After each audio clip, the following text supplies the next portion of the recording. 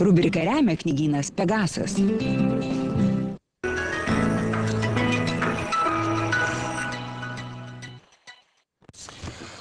O dabar labame ryte tradicinė trečiadieninė skiltis, kino apžvalga, norėjau sakyti. Knygų apžvalga ir kiekvieną savaitę pristato knygyno Pegasas konsultantė Dagnė Marvydaitė. Labas rytas. Labas rytas. Kas gero kine? Knygos, vėl priminsiu, kad knygos. Turiu 5 naujas knygas, apie kurias papasakosiu. Labą rytą žiūrovams. Klausomės įdėmiai. Kad ir koks ankstyvas būtų rytas, surizikuosiu užmigdyti žiūrovus, pasiekdama jiems rytietišką pasaką suaugusiems. Agnes Imhof, skaitytojams gerai pažįstama iš knygos Šilko kelio karalienė, o dabar jūs galite skaityti ir naująją šios rašytojos knygą Smaragdo knyga. Šis romanas nukelsis į tolimus egzotiškus laikus, kai pietinėje Europoje karaliavo arabų kultūra. Į nuostabaus grožio Kordobos miestą atvyksta vergų pirklys su būreliu rinktinių vergių. Iš gražuolių būrio išsiskiria Atika. Mergina pasižymi ne tik grožiu, bet ir aštriu protu bei jos padėties merginai nederamomis ambicijomis. Išgirdusi apie mistišką Smaragdo knygą, kurioje surašyta tikroji tiesa galinti pakeisti žmonių gyvenimus, Atika užsidega noru šią knygą atrasti. Vertingosios knygos taip pat ieško paslaptingas egiptietis Amras ir kilmingas jaunuolis Safanas. Trijulės keliai susikirs ir laisvės trokštanti mergina pagaliau pajus, ką reiškia galimybė rinktis, nes jos meilės ir dėmesio sieks abu vyrai. Taigi, meilės drama įvilkta į rytų egzotikos rūbą. Visa tai knygoje Smaragdo knyga. Na, o kita šio ryto knyga taip pat turėtų nudžiuginti dailiosios lyties atstovės, nes tai šmaikšti ir pavasariška. Knyga Eik po velnių mielasis, kurios autorė Catherine Elliot anksčiau pasižymėjo romanu Po velnių aš tave myliu. Kaip jau galite suprasti iš pavadinimų, autorė savęs nevaržo, taigi emocijos liejasi laisvai ir įvykių sūkuryje atsiduria išsiblaškiusi meilės ieškotoja Polė. Vienas vargas, kai reiklus ir amžinai nepatenkintas bosas sugriauna Polės viziją apie nerūpestingą reklamos agentūros darbo aplinką. Ir mergina vos neišskrenda iš darbo pačią pirmą dieną, kai dalykinį kostiumėlį sumano pakeisti į odinį sijoną ir kerzinius batus. O taip sunku susikaupti, kai mintys sukasi apie naująją meilę Henry, patraukliausią vaikiną visame mieste.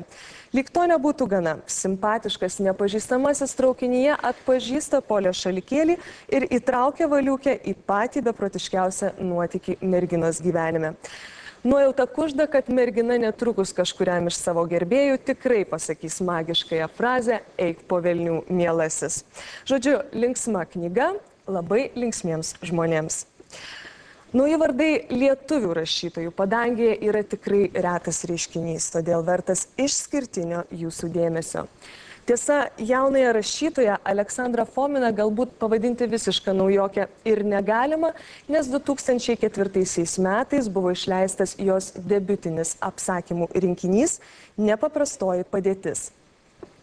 Toliau sekė tylos metai, kuriuos rašytoja leido ragaudama emigranto duonos ir štai dabar mes turime rezultatą, jos naująjį romaną Mes vakar buvom saloje.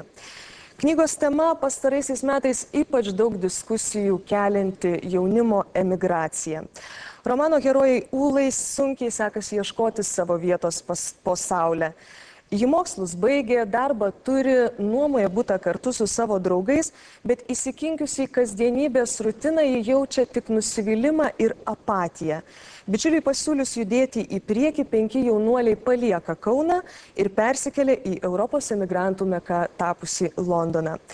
Alternatyvus gyvenimo būdas kvotose ir beribių galimybių pojūtis nustoja žavėti vos tik susidūrus su žiauria emigranto gyvenimo realybė, sunkiu, bukinančiu darbu, kuris iš žmogaus atima orumą ir savigarbą.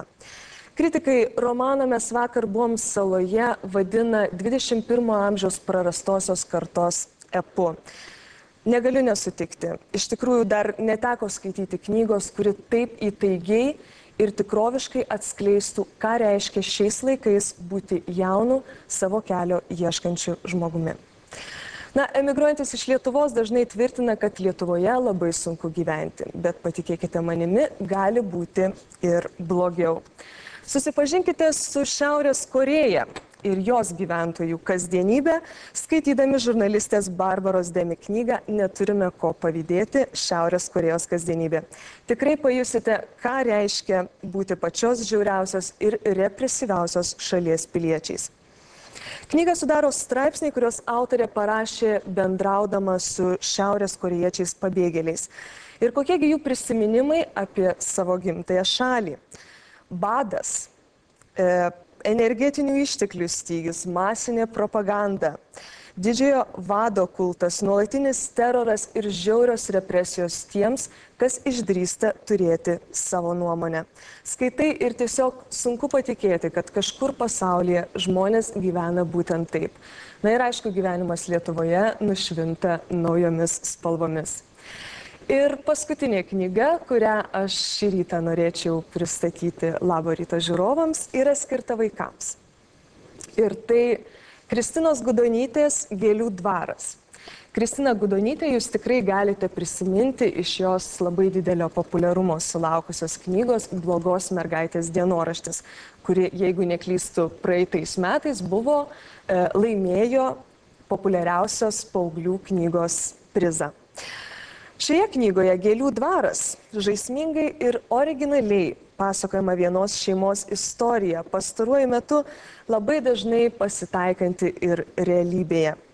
Savo gyvenimu susirūpinę tėvai, norintys atrasti save iš naujo, palieka savo vaikus, dvynukės seseris ir jų brolį močiučių globai.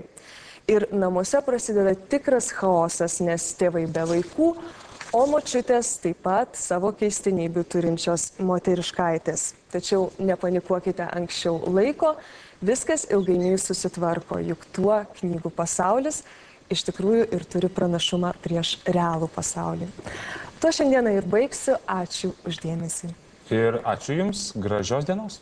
Viso geriausio. Rubrika remia knygynas Pegasas.